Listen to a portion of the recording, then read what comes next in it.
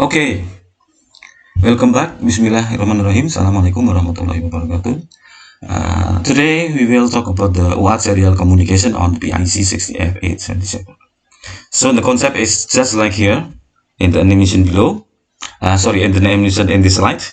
The PC can send the serial text to the CPU or maybe a microcontroller using UART communication serial. Something like this, okay. Hi small micro, what's up? Well, I need your help to the park, something like that. Okay, this is the animation of the basic concept.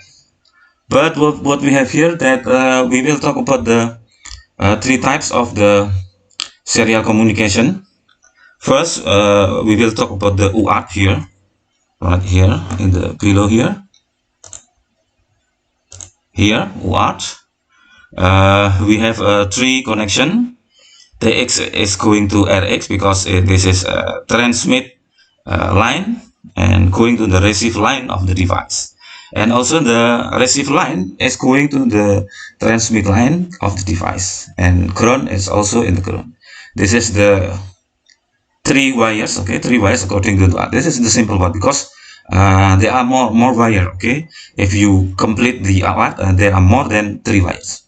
The second one is I2C. So I2C have this is synchronized, but UART is universal, asynchronous receive transmit. Okay. So in the I2C, this is synchronous because we have what we have here is data and also the clock. So this multi-drop system device, the first device, the second device, and the third device, and so on. So we need to have a address here according to the device because all the data is going to the device, but the data is for the sum of the device, not all the device. So we need to send the address and then send the data, address the device, and then also the clock. But the SPI is have a minimal. This is also ground, but in this slide we don't show you to the ground connection because the ground is always connected between the device and this is the microcontroller, not Raspberry, but I copy paste from the Raspberry discussion. So the SPI is according to the the clock MOSI MISO CS. So what is the difference between SPI SQRC? Because this kind of communication also have a chip select. So the chip select is to activate the device itself, so it can receive or transmit the data to the microcontroller, something like that. So we will talk about the SPI and SQRC in the last lectures, inshallah. But from now we have to discuss about the UART. This is the concept, okay. So in the next slide we will discuss about the application, okay. So this is the concept of the UART itself. So the transmission mode, there are three transmission mode: the simplex, self duplex, and full duplex. The simplex transmission mode is only one direction of data. For example, from the mainframe right here to the monitor is a simple example, okay. This is for the monitor. The monitor is simplex communication, okay. Simplex only one direction, okay. It's going to the monitor or it's going to the microcontroller. What about the half duplex and full duplex? The half duplex and full duplex can send or transmit the data, but in the half duplex you can only send the data or you can only transmit the data at the same time, not both, okay. The direction data at time 2, at time the first time, the direction of data of second time. So this is half duplex. So we need to understand, because the example of self duplex, you know, it's a handy talkie, okay. You can push the button, you can talk, and then you release the button, you can listen to the walkie-talkie or the handy talkie. But for the smartphone, they have a full duplex, because at the same time you can talk and also you can hear the conversation. Okay, so this kind of transmission mode is common in our application, in our everyday life. Yeah. Simplex, half duplex, or full duplex. So this is the register of USART PIC 16F877. If you want to use the library, so you can skip this register, because if you have if you want to have assembly language, so you should know about the register. So the first one is TXSTA. This is for the transmit status and the control register. And the other ones, the second one, this register is RCSTA. This is receive status and control register. So you need to know that USART you should configure the speed of the sending data, okay, transmit data. So we can call it the baud rate generator. Baud rate generator is the speed of the transmitting data. This in the SPB RG. So the other one is TXRG. This is for the store data to be sent, and RCREC is to store data received from the UART. So if you need to transmit, so you can use this register to write your character, so the microcontroller will transmit the data. The other is RCREC. Okay, so if you want to read the data from the serial communication, you can access this register RCREC. So this easy and simple one. But you need to know that transmit status and receive status is more important before we start the communication. Also, you have to calculate the baud rate generator. So USART in this feature of PIC 16F877 can be configured if from the following modes: asynchronous, synchronous master, and synchronous slave. Okay, the S-band bit and register RCSTA7 and the 3C bit 726 must be set to configure the RC6 as the TX and also RC7 as RX as UART pins. So the other feature of this UART is also has a multiprocessor communication with capabilities using 9-bit address detection. So okay, this is the register TXSTA. The detail byte or 8 bits. So the bit 0 is the place for the NAND bit in the case the transmitted data is 9 bits. Or can be the parity bit. What is parity bit? Parity bit is according to the how to make sure that the data is the transmitted data and the received data is also the same. So we need to the parity bit to check this out. So this is the RMT. If the status, if the value is 1, the transmit register is empty. But if the value is 0, the transmit register is 0. So you need to wait here before going to 1. Because if still 0, so the register is still transmit the data. Okay, so BRGH, this the third bit is only for asynchronous mode. If you write 1 it means high speed. If you write 0 it's low speed. And the other is 0, 1, 2, 3, 4. The fourth bit is sync. If 1 is synchronous mode, if you write 0 is asynchronous mode. So the other is the XN. If you write 1 is transmit enable. If you write 0 is transmit disable. So you need to write 1 in this kind of bit. So transmitted bit, maybe if you want to 8-bit transmission, you need to write 0 here. Okay, always write 0.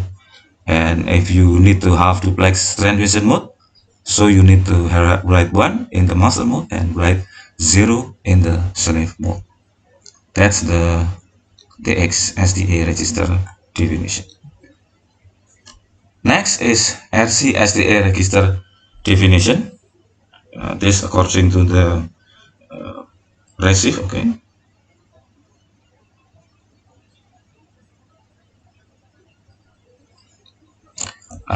receive status and control. So the first bit 0, is the place for the main bit to of receive data, but this is for the transmit data. And OR is 1, is overrun, there is overrun error. If no overrun error. We hope that our communication is no overrun error. So make sure that this status is always 0. Okay. And the other is framing error and no framing error. Also, we need to make sure this one is also 0. So only the asynchronous mode and normal are enable interrupt. So this is CRN, only in synchronous mode enable continuous receive, and also disable continuous receive. And the other is RAN, only for synchronous mode and only when the IC is master. I think in SRX9 is 8-bit receive enable bit, and the last bit is serial port enable bit. So serial port enable and also serial port disable. So you have to make sure that this always like 1, because we need to transmit and also we need to receive the data. So this is TX SDA and RC SDA register. So what about the SPP register? SPP registers according to the baud rate. So we need to know if you use the oscillator of 4 MHz, there is always error. Okay, always error, but not for the. But this is very slow, 0.3 kilobaud error. Okay, so we need to calibrate here. Baud rate 0.3, 1.2, 2.4, maybe the common baud rate is 9.6, but the reality using the 4 MHz is only 8.929. So the error is 6.99%. So you need to write in the SPPRG the value of 6. Okay, the value of 6. So what about here? If you want to right here high and low kilobyte, what we have here 9.6, yeah, 9.6, we have a 25. Okay, just like this. Okay, 25, but it's for PRGH equal to 1. This is PRGH is equal to 0. So this is the example of the how to initialize the USART or serial port.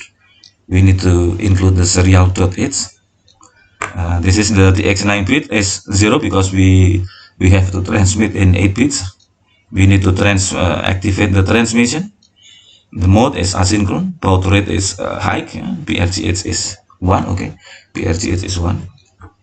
And the S-Pen activate the baud serial, and also RX9 bit is 0 because we transmit and receive in 8 bits. And also the continuous receive is 1. So the baud rate is 15, SPPRG is 15. Where is 15? There is no 15 because we have 8 MHz. So this is the library serial text. We have to receive a character by one. Okay, and then we can for one character we can union, you know, to make a one string, one character, one string. So this is a serial RX to receive to receive. Okay, the if the RC bit is 1, so the RC rec is always have the serial. Okay, so serial TX tag is also the TRMD bit. Okay, the TRMD bit is according to this. Yeah, if 1 register is empty, 0 is full. So we need to while. Okay, while not TRMD bit. So if 1 is empty because otherwise is 0. 0 is full. So we need to polling this kind of TRMD bit. So we need to check every time is there is already sent or not. If is already sent, that the TRMD bit is going to 0. The negation is 1. So while is stop. But in this serial TX STR is not for the this is for the receive to receive the data, but this is to, you know, to concat, okay, to concat the data to be a string. Okay, serial tx, this the serial tx value e, when we have unsigned character e equal to value e, serial txt value s, and then while val I. So this is the serial tx. We need to check the RCEF bit, because the RCEF bit is according to status if there are any data from the receive buffer or not. Okay, so this is the serial communication program.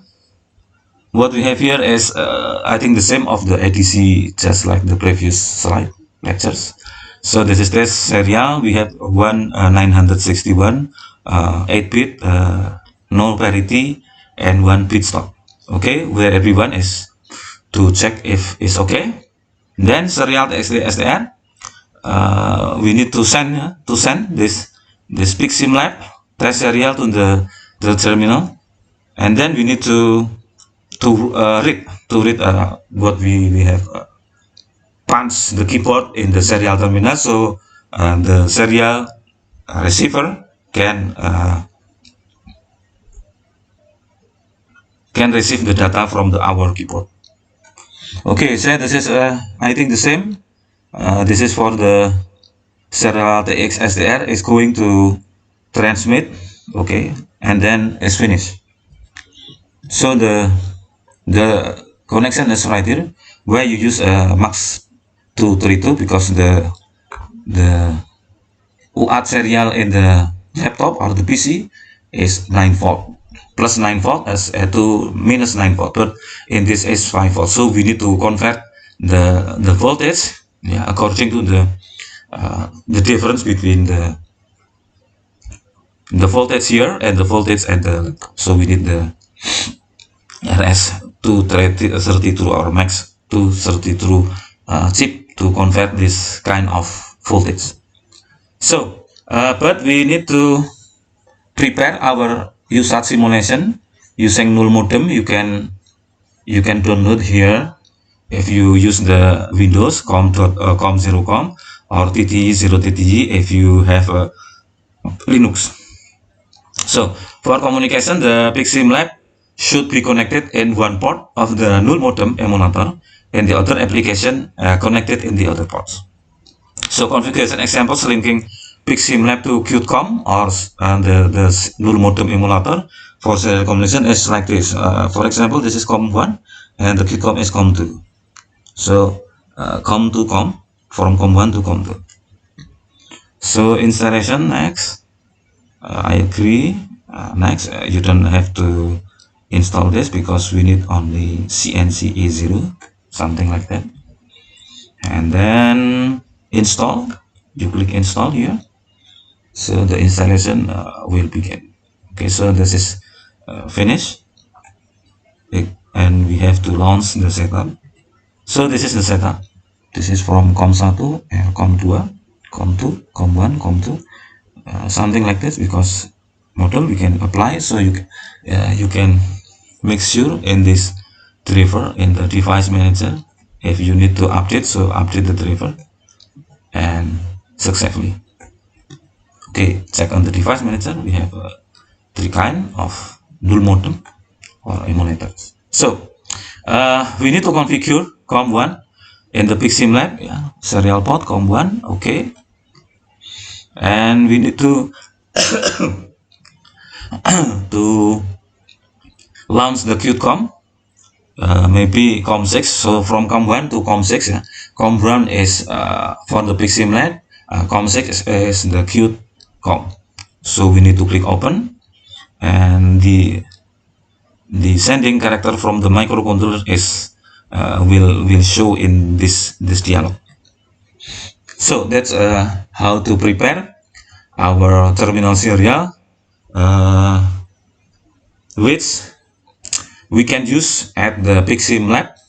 But this table is more complete because it's for the F oscillator 20 MHz, 16 MHz, 10 MHz, 4 megahertz and 3.6864. I think this kind of I will zoom it.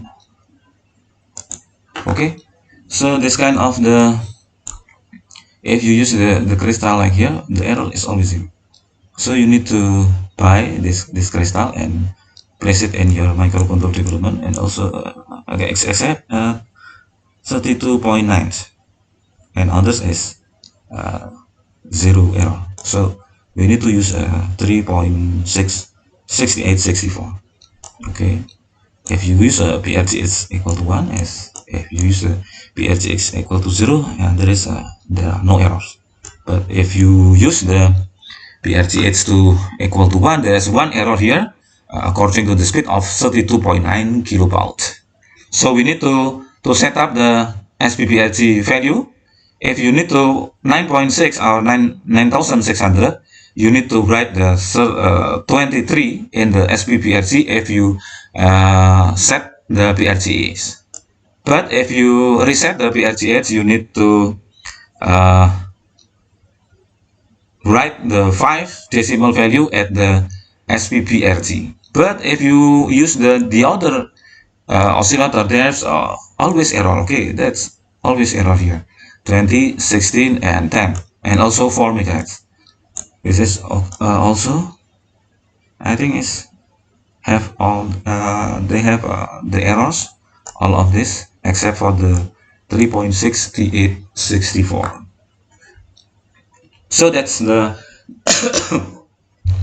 concept of the communication serial. But the last talk about the terminal serial is to facilitate our PIC-SIM lab, so they can send and transmit data from our emulator communication serial using the null modem emulator or COM, zero COM software. So you can download here source4k.net projects COM, zero COM to, if you use the Windows, and if you use the Linux, you can download here github.com/lckambua/ttu0tte. So this is for communication. The PIC-SIM lab should be connected to the one port of the null modem emulator, and the other application connected to the other port of the PIC-SIM lab itself. So that's the concept of our serial communication, especially for the UART, which the UART is stand for the Universal Asynchronous Receive Transmit serial communication. So inshallah we will talk about the others serial communication, which is SPI or I2C, in the last lecture. So thank you for your participation. If you have any question, please comment below, and don't forget to like this video so we can make more video lecture just for you. Okay, thank you very much. Alhamdulillah. Assalamualaikum warahmatullahi wabarakatuh.